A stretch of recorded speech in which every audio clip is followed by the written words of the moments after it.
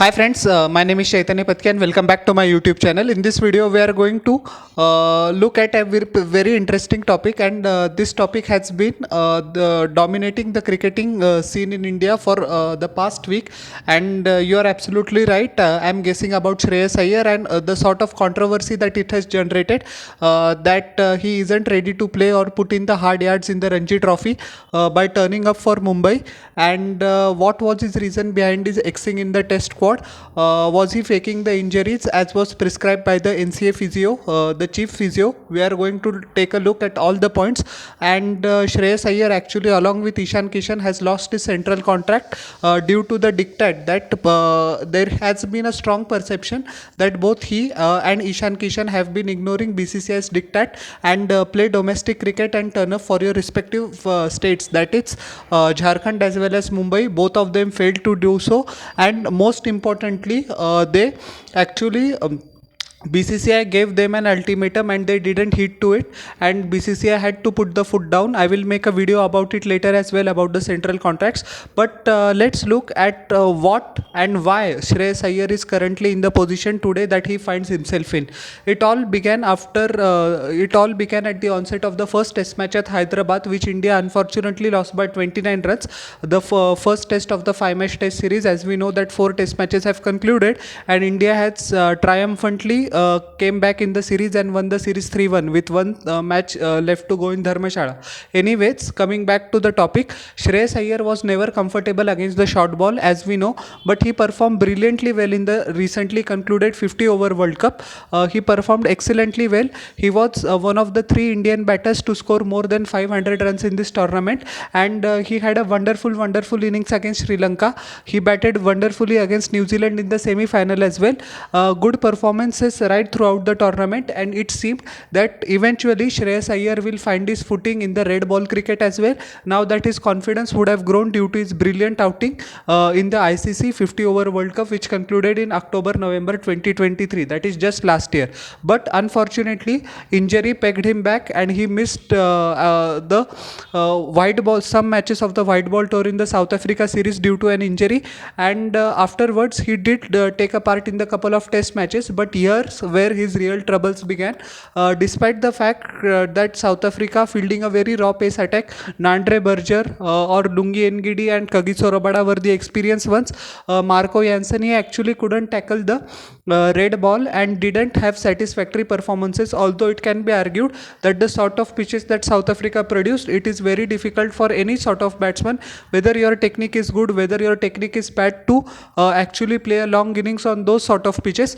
But 4 innings, it's very what you say, a long time to prove your mettle, especially if you are in the Indian test team, where due to one spot there is fierce and what I say, very intense competition, that if some failures you encounter on the trot, then your place in the playing 11, forget the playing 11, your place in the squad also comes in a very grave danger. So he couldn't muster much of scores during the 4 innings that he turned up for India in South Africa, and his perennial weakness against short ball was exposed.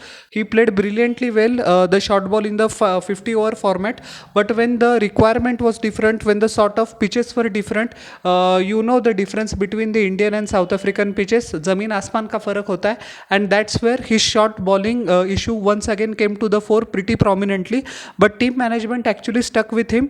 They thought that it could be an aberration, and as I had mentioned few moments ago, the nature of the pitches in South Africa, team management thought that he must be given a go against England to prove and solidify his place.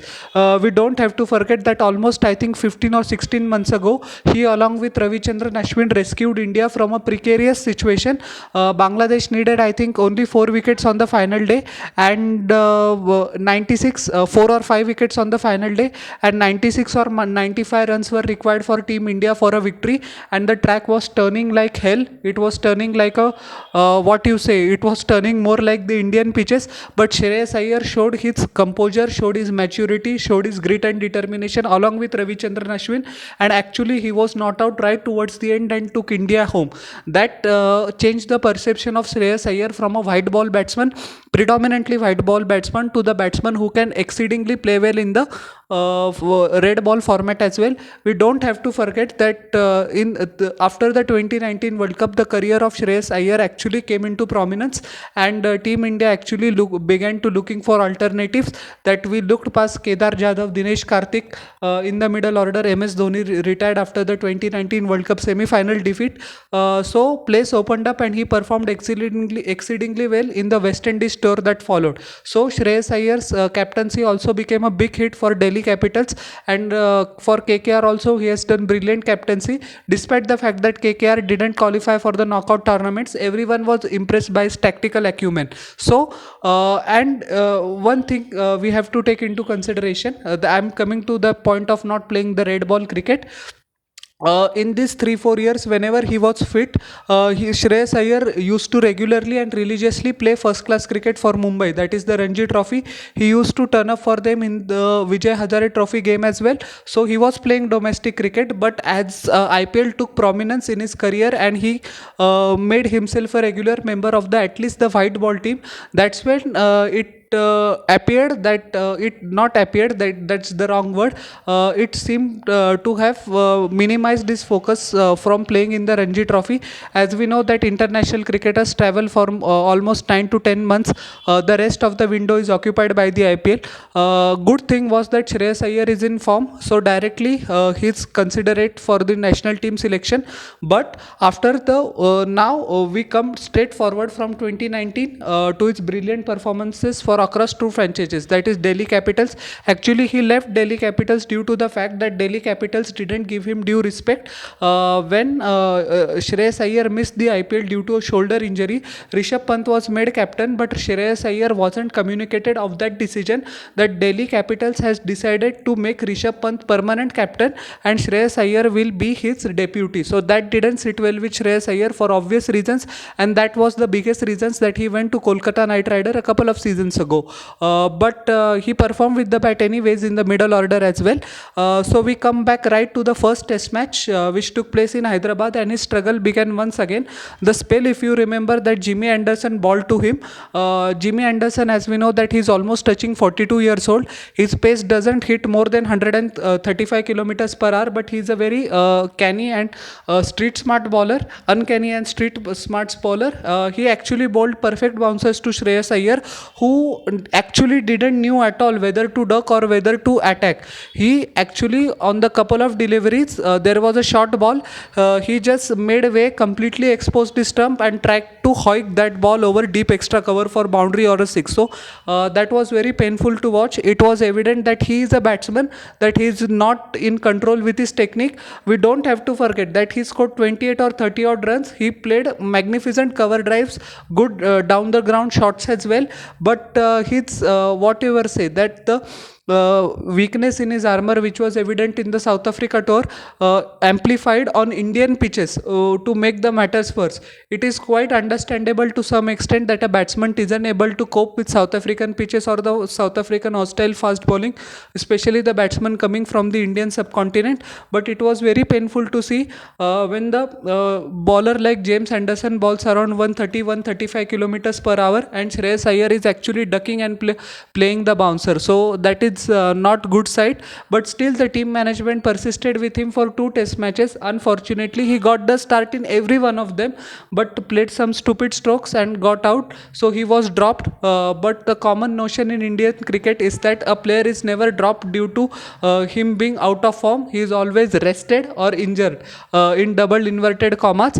But we all knew what was that. The press release from the BCCI since eternity is like that. When a player is out of form, he is actually rested or injured. So that is a psyche that BCCI plays or the selectors employ to lessen the heat from the fan or the fan clubs. That shouldn't happen, I think. But Shreyas Iyer had completely reached a nadir, and the team management, which is head coach Rahul Dravid, batting coach Vikram Rathore as well as Chief Selector Mr. Ajit Agarkar and other members of its panel advised Shreyas Iyer to play domestic cricket. Shreyas Iyer said that he had some kind of back issues, so BCCI immediately instructed him to go to the National Cricket Academy in Bengaluru, where head physiotherapist or is Mr. Nitin Patel, who we don't have to forget is associated with Indian cricket for more than 15 years now. He was India's main physiotherapist when we won the 2011 World Cup, and BCCI has absorbed him at the National Cricket Academy to look at the wear and tear of not only the batsmen but also the fast bowlers and the emerging all-rounders, because we know that the extent of cricket is mind-boggling these days. So NCA is a predominant place for players to rehabilitate as well as to regain back their mojo to make a great comeback into the Indian team, or players go to NCA who are out of favor with the national selector, work on their form as well as their fitness and try to prove themselves in the domestic game before once again stepping back into the national team. So actually here is where the real controversy begins. Nitin Patel says that Shreyas Iyer is completely fit and fine. He doesn't have any back issues and he can play actually. So now Shreyas Iyer's lies got exposed because he was dropped due to bad form from the BCCI.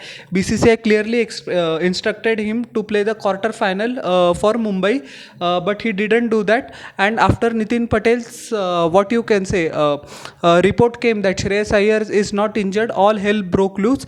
It was seen that Shreyas Iyer completely violated the trust between himself and the team management. And however big player you think you are, you cannot take down the BCCI or throw an indirect gauntlet at them that we won't play first class cricket, do whatever the hell you want.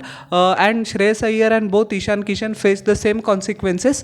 Despite the fact of being fit, Shreyas Iyer lied to the face of the Indian selectors, and he actually said that I am injured, I am not going to play for Mumbai. So he actually was looking to take rest or whatever the hell that he was trying to do. It completely backfired because just couple of days ago, after Nitin Patel, I am saying after the Nitin Patel, who is the NCA head, who said that Shreyas Iyer is completely fit and fine, Jay Shah, who is the honorary secretary of the BCCI, placed out a statement in the media that players need to prioritize Ranji Trophy if they are thinking that they will only prepare for the IPL and neglect domestic cricket, that there will be some severe consequences. And the consequences were pretty severe for and look at the arrogance of the likes of Shreyas Iyer as well as Ishan Kishan. Despite the fact that Jay Shah gave a statement, still he refused to turn up for the Mumbai side in the Ranji Trophy quarter final, and he paid a very heavy price by missing out on the central contract. Now he has decided that he will turn up for Mumbai in the crucial semi-final against Tamil Nadu, but it is, I think, too little too late. It looks like some sort of an extended PR exercise from his side to repair his image, but his place in the contract at least is gone. Doesn't mean that they won't turn up for India though, but missing out on a central contract is a big shame for many big players. So that is the humiliation that both Shreyas Iyer as well as Ishan Kishan have to live with it.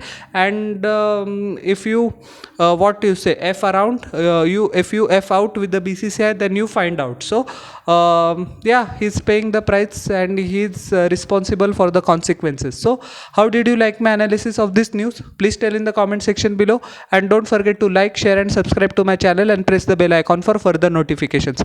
We'll meet in the next video. Till then everybody, bye.